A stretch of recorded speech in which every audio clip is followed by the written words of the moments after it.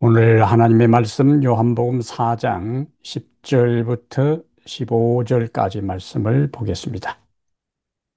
예수께서 대답하여 이르시되 네가 만일 하나님의 선물과 또 내게 물 좀 달라 하는 이가 누구인 줄 알았더라면 네가 그에게 구하였을 것이요 그가 생수를 내게 주었으리라.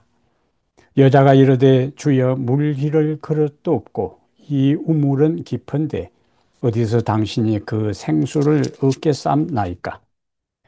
예수께서 대답하여 이르시되 이 물을 마시는 자마다 다시 목마르려니와 내가 주는 물을 마시는 자는 영원히 목마르지 아니하리니 내가 주는 물은 그 속에서 영생하도록 솟아나는 샘물이 되리라.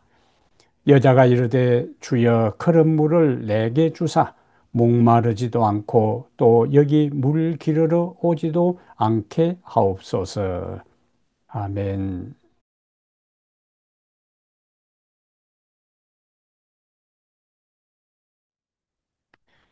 오늘은 요한복음 4장 10절부터 15절까지를 본문으로 해서 영원히 목마르지 않는 생수, 영원히 목마르지 않는 생수, 이런 제목으로 하나님 말씀을 함께 살펴보겠습니다.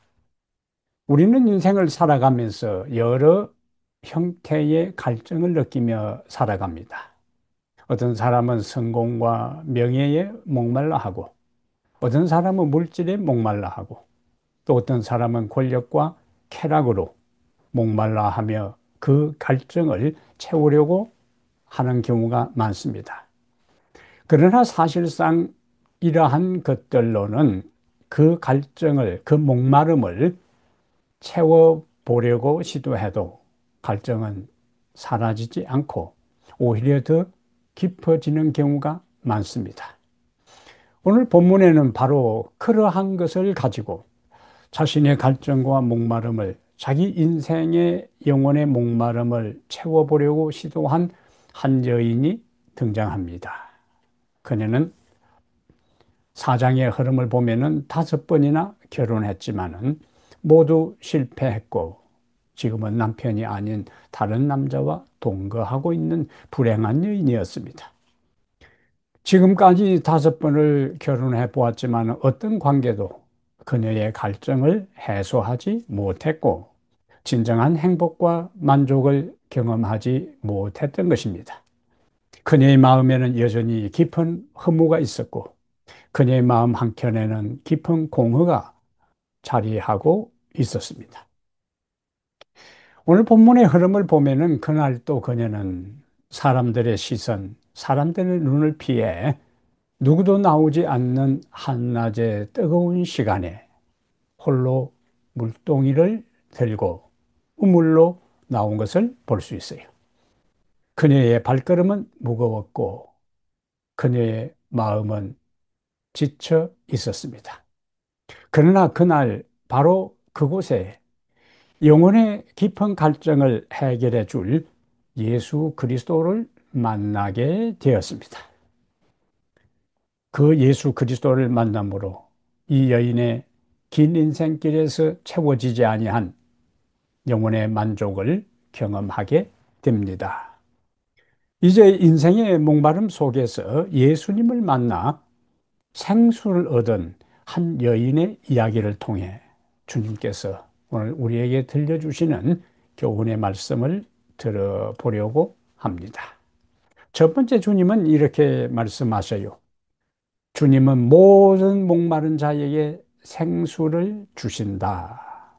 주님은 모든 목마른 자에게 생수를 주신다. 거기에는 제한이 없습니다. 차별도 없습니다. 누구든지 목마른 자에게 있어서는 예수님이 생수를 주신다고요. 오늘 10절에 보면은 네가 만일 하나님의 선물과 또 내게 물 좀 달라 하는 이가 누군 줄 알았더라면 네가 그에게 구하였을 것이요. 그 다음에 첫 번째 우리가 생각할 주제의 말씀에 강조되는 구절이 바로 이것입니다. 그가 내게 생수를 주었으리라. 생수를 10절에는 하나님의 선물이라고 이야기했고 그 하나님의 선물인 생수를 예수님이 구하는 자에게 주신다는 것을 10절에서 강조하고 있어요. 그러면은 구하는 자에게 주시는 하나님의 선물, 생수, 하나님의 선물은 무엇을 의미할까요? 이것은 구원을 의미합니다. 이것은 하나님의 성령이 우리에게 주시는 내적 평강과 기쁨을 의미합니다. 이것은 하나님께서 우리에게 주시는 새 생명을 가리켜요. 하나님께서 우리에게 주시는 새 생명, 그분이 주시는 구원, 성령으로 말미암는 기쁨과 소망이 예수님께서 우리에게 주시는 생수, 하나님의 선물이 됩니다. 이러한 것은 우리의 어떤 노력, 수고, 애씀을 통해서 우리가 획득하는 것이 아니고 그러한 사람에게 하나님께서 선물로 주시는 것이 아니고 전적인 하나님의 은혜로 주시는 것입니다. 그래서 바울은 에베소 2장 8절과 9절에 이렇게 말씀하셨어요. 너희가 그 은혜에 의하여 믿음으로 말미암아 구원을 받았나니 이것은 너희에게서 난 것이 아니요. 그다음에 마지막에 어떤 말씀일까요? 하나님의 선물이라. 선물은 주는 자의 마음입니다. 주는 자의 선택이요. 상대가 어떤 그 선물을 받을 자격이 있느냐 없느냐에 대한 모든 판단과 결정은 주는 자에게 달려 있어요. 그런데 사실상 우리는 하나님께로부터 선물을 받을 만한 자격이 없습니다. 받을 만한 공로를 이룬 사람들도 아니요. 그럼에도 불구하고 하나님께서 우리에게 하나님의 생명과 성령으로 말미암는 기쁨과 그리고 구원을 우리에게 선물로 주신다고 했습니다. 그래서 그것을 은혜라 그렇게 합니다. 그렇다면 주님은 모든 목마른 자에게 생수를 주신다고 했는데 영원히 목마르지 않는 생수를 주신다고 했는데 누구에게 생수를 주시는가? 누가 이 생수를 받을 수 있는가? 오늘 첫 번째 주제가 뭐라고 말씀했습니까? 주님은 모든 목마른 자에게 생수를 주신다고 했어요. 근데 예수님은 이 여인에게 남편을 5명이나 바꾼 이 여인에게 지금 동거하고 있는 남자도 자기 남편이 아닌 이 여인에게 생수를 주시겠다고 주님이 먼저 주도적으로 말씀을 하셔요. 따져보면은 이 여인이 생수를 받을 자격이 있을까요? 그녀에게는 내세울 만한 것이 없습니다. 그녀에게는 자랑할 것도 없어요. 이 여인은 유대인이 지극히도 혐오하는 사마리아 사람이고 그리고 당시에 제대로 인간 대접, 인격 대접을 받지도 못했던 여인이었어요. 그렇기 때문에 이 여인은 성전에 정규적으로 들어갈 수도 없었고 율법 공동체에도 끼일 수 없는 제외된 소외된 사람이었습니다. 게다가 도덕적으로 윤리적으로 타의 모범이 되는 사람도 아니고 도덕적으로 윤리적으로도 사람들에게 지탄과 비난과 조롱의 대상이 되는 여인이었어요. 그는 수많은 사람들로부터 지금까지 결혼했던 남편들로부터 주변 사람들의 질시와 멸시 속에서 많은 상처가 있었던 사람들이었습니다. 사람이었어요. 그런 사람들에게 소외된 사람이었어요. 사람들이 그를 끼워주지도 않았어요. 수가성에 있는 사람들까지도 그를 상대하려고 하지 않았습니다. 그렇기 때문에 그는 사람들의 눈을 피매 한낮에 우물에 외롭게 물통 하나를 들고 자기 육신의 목마름을 해결하기 위해서 찾아왔던 불행한 여인이었습니다. 그런데 이 여인에게 있어서 한 가지 결정적인 것이 있었는데 목마름이었어요. 예수님에게 있어서는 그거 하나로 충분하고 좋겠습니다. 예수님은 이 여인의 과거를 문제 삼지 않았고 예수님이 이 여인의 현재의 삶을 따지지도 않았어요. 도덕성을 문제 삼지도 않았고 그것을 거론하지도 않았습니다. 오히려 결정적으로 그녀에게 가장 필요한 것이 무엇인가? 그러면서 그 갈증을 채워주시려고 예수님은 계획하셨던 것입니다. 오늘날에 예수님이 주시는 구원과 은혜와 성령의 기쁨과 소망을 경험하고 받을 수 있는가? 생수를 받을 수 있는 사람은 도덕적으로 완벽한 사람이 아니에요. 성경에 능통한 사람도 아닙니다. 오랫동안 교회에 다닌 사람도 아닙니다. 다른 사람을 위해서 많은 봉사를 한 사람도 아닙니다. 세상적으로 내세울 만한 공을 세운 사람, 사람들에 있어서 인기가 많은 사람, 권세와 명예가 있는 사람도 아닙니다. 예수님의 생수를 받을 수 있는 유일한 조건은 자신의 목마름을 아는 사람이요. 자신의 목마름을 느끼는 사람들입니다. 예수님 당시에 자신들 스스로 어렵다고 생각하고 자기가 보기에도 어렵다고 생각했던 부류의 사람들이 있었는데 누굴까요? 바리새인들입니다. 이 바리새인들은 이름 그대로 자타가 공인하는 의인들이었어요. 근데 그들은 예수님을 거부했어요.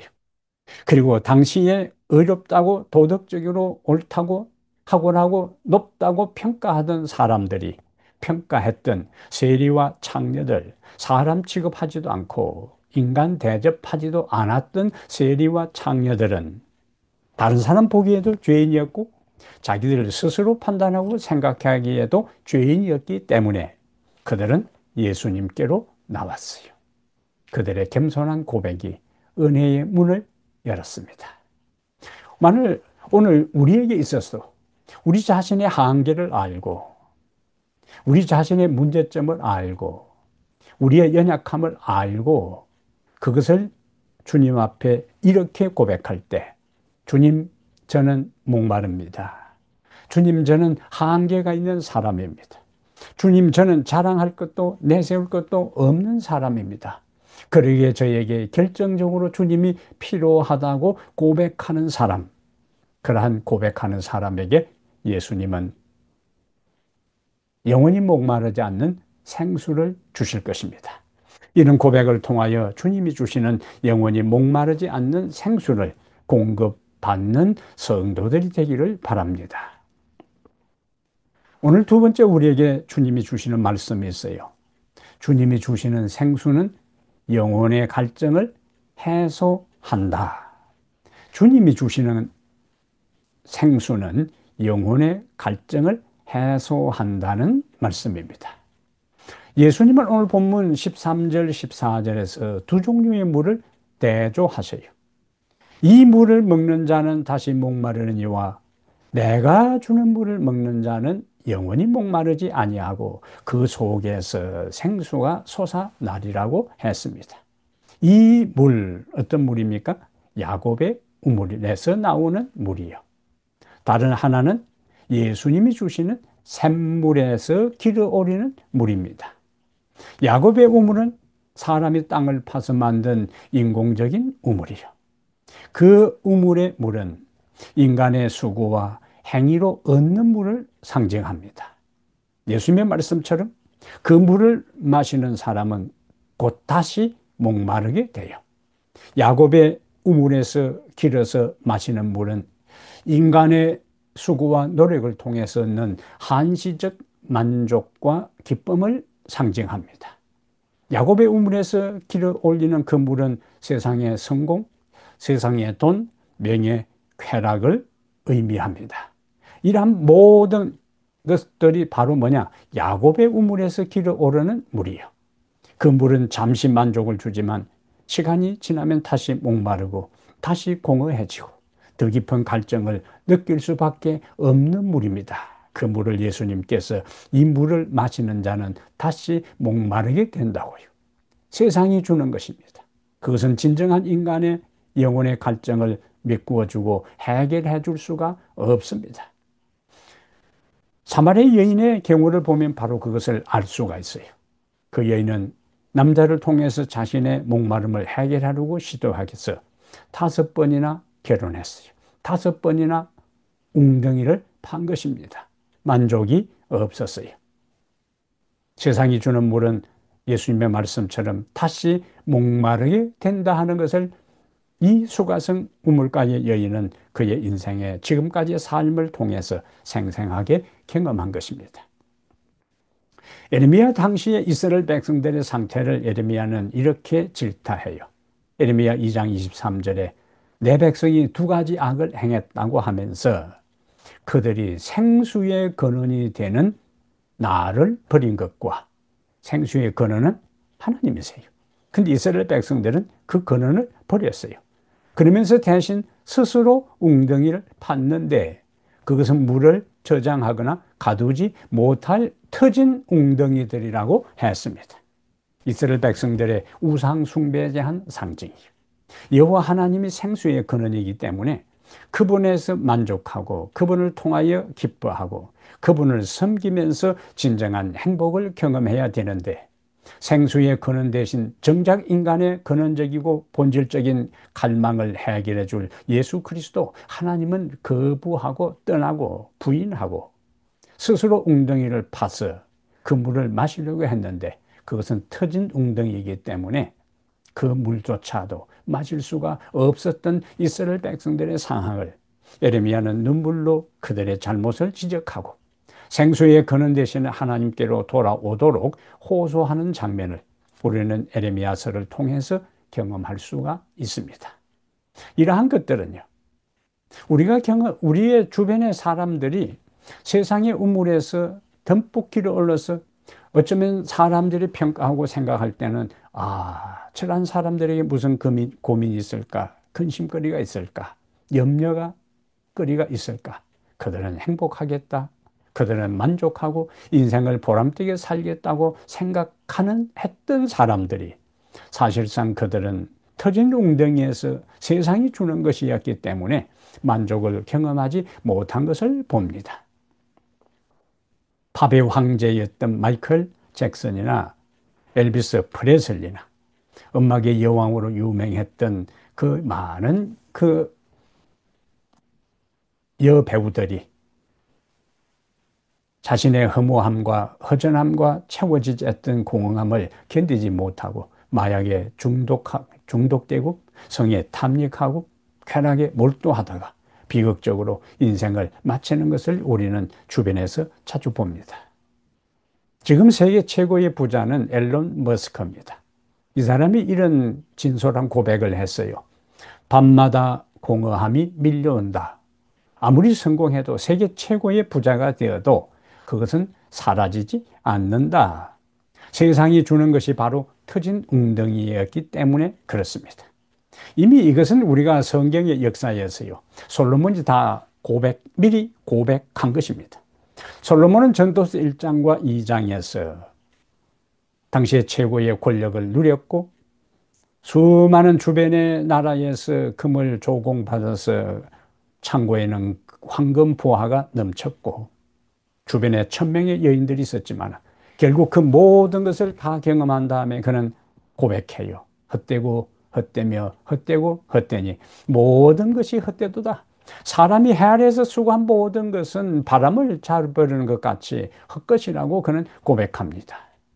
하나님을 떠난 인생들이 이 세상의 웅덩이에서 야곱의 우물에서 길어 마시는 그 모든 것은 인간의 근원적 갈증과 기갈을 해결해 줄 수 없음을 보여주는 거예요. 더 큰 공허함과 더 큰 허무함과 더 큰 무의미 속으로 추락하는 것을 여기서 말씀하고 있는 것입니다. 그런데 예수님은 이 물을 마시는 자는 다시 목마르게 되거니와 내가 주는 물을 마시는 자는 영원히 목마르지 아니하리라고 했어요. 여기 샘물이라는 단어는 야곱의 우물이라는 단어하고 샘물이라는 단어를 요한은 그리스 원어상으로 다른 단어를 썼어요. 샘물은 사람이 판 웅덩이가 아니고 지하에서 콸콸 자연적으로 솟아나는 그 우물이 샘물입니다.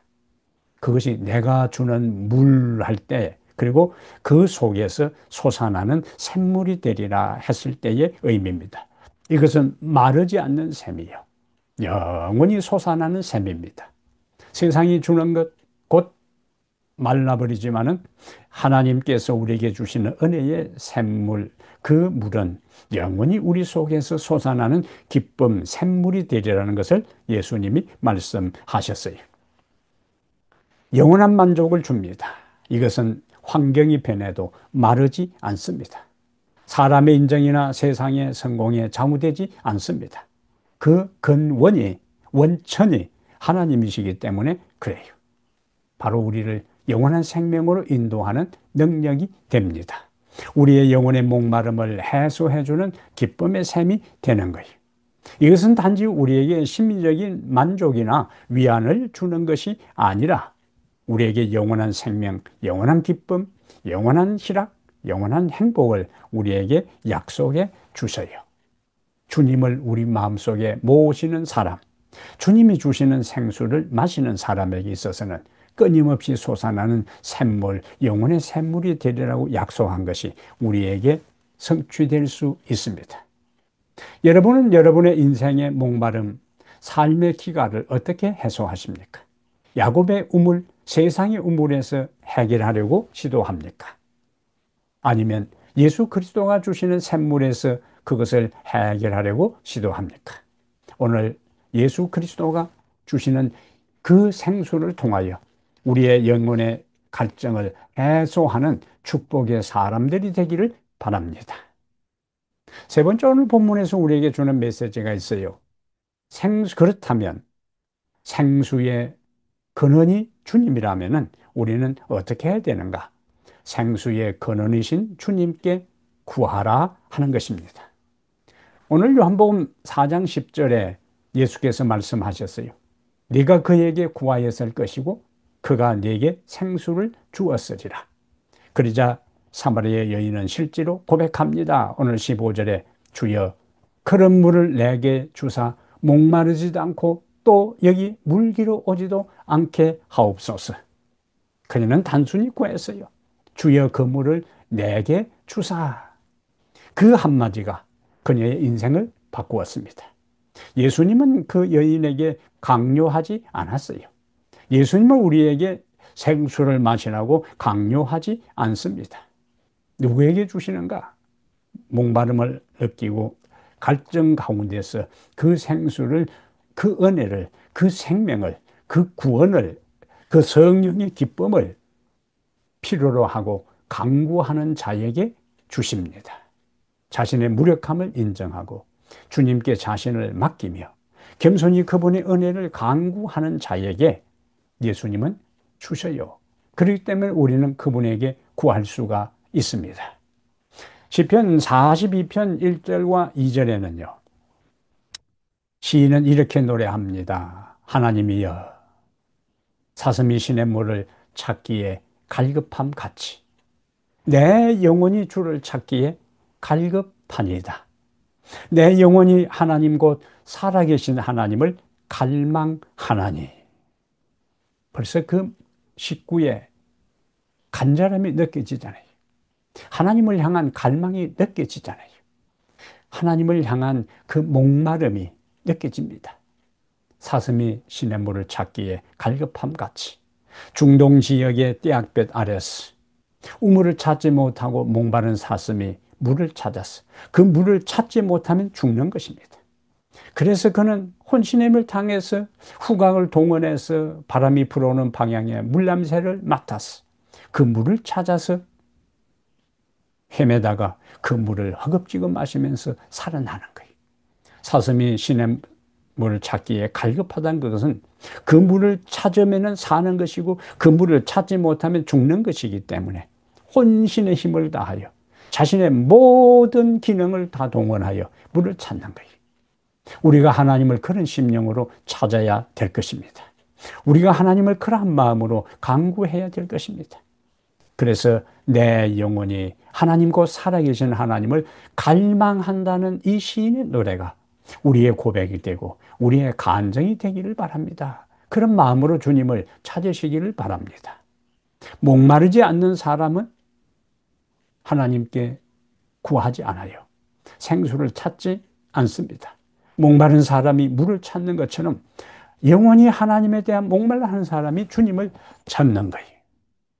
라우디아 교회 성도들은 자신들의 부족함을 느끼지 못했어요. 나는 부자라 부족한 것이 없다고 했어요. 그러나 실상 가련하고 가난하고 눈멀고 벌거벗은 상태에 있었어요. 자족하는 상태에 있는 사람은 구하지 않습니다. 교만은 구원의 통로를 막아요. 미루는 것은 은혜의 때를 놓치게 합니다. 야고보는 우리가 하나님의 생수를 맛보지 못하는 것을 야고보 4장 2절에 이렇게 이야기했어요. 너희가 얻지 못하면 구하지 아니하기 때문이라고 했습니다. 하나님께서 제한하는 것이 아니에요. 하나님께서 주저하는 것이 아니에요. 우리가 구하지 않기 때문에 진정한 만족과 행복과 기쁨과 생명과 은혜를 경험하지 못하는 것입니다. 많은 사람들은 당장에 구해야 할 그때에 나중에라고 이야기합니다.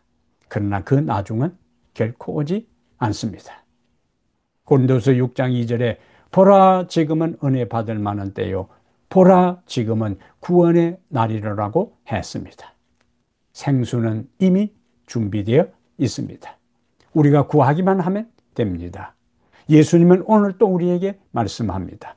요한복음 7장 37절에 누구든지 목마르거든 내게로 와서 마시라. 이 말씀은 은혜의 초청입니다. 누구든지 조건 없는 은혜를 내게로 오라는 것은 방향의 유일성을 마시라는 즉각적인 순종과 체험의 명령을 의미합니다. 따라서 우리는 미루지 말고 다른 우물이 아니라 생수의 근원이신 주님께 나아가 그 생수를 맛보며 힘들고 피곤하고 고단한 인생길에서 목마른 인생길에서 생수의 근원이신 주님께 구하여 생수를 듬뿍 체험하며 살아가는 성도들이 되기를 바랍니다. 그러므로 사랑하는 여러분, 주님은 목마른 자에게 생수를 주세요. 그분이 주시는 생수는 우리의 영혼의 갈증을 해소합니다. 그분은 지금도 당신이 예비한 샘가에서, 우물가에서 우리를 기다리고 있습니다. 우리의 과거가 어떠하든 우리의 현재가 어떠하든 상관없이 중요한 것은 우리가 목마르다는 사실과 그 목마름을 느끼고 그 목마름을 가지고 주님께 나아가는 결단이 중요합니다. 그 물을 마셔도 목마르게 하는 세상의 우물에서 물을 마시지 말고 우리의 공허와 우리의 상처와 우리의 헛된 욕망과 우리의 실패와 우리가 지금까지 의지했던 모든 것들을 다 이 시간 주님 앞에 내려놓으시길 바랍니다. 그리고 우리가 다 함께 이렇게 고백하면 좋겠어요. 주님, 저는 목마릅니다. 주님, 제게 영원히 목마르지 않는 생수를 주소서. 그때 주님은 약속하십니다. 내가 주는 물을 마시는 자는 영원히 목마르지 아니하리니 내가 주는 물을 마시는 자는 그 속에서 영생하도록 솟아나는 샘물이 되리라. 이 약속은 오늘 시간 바로 우리에게 주시는 주님의 약속입니다. 이것이 우리의 소망입니다. 이것이 우리의 확신입니다. 이것이 우리가 믿는 복음입니다. 하나님 아버지, 주께서 우리에게 생수를 주시겠다고 목마른 자는 누구든지 다 나오라고 초청하시니 감사합니다. 우리의 갈증난 그대로 우리에 있는 그대로 주님께 나가게 해 주시옵소서.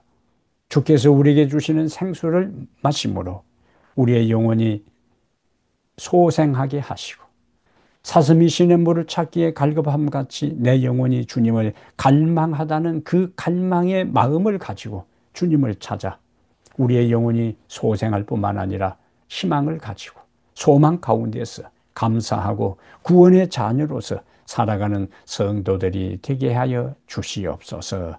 우리 주 예수님 이름으로 기도합니다. 아멘.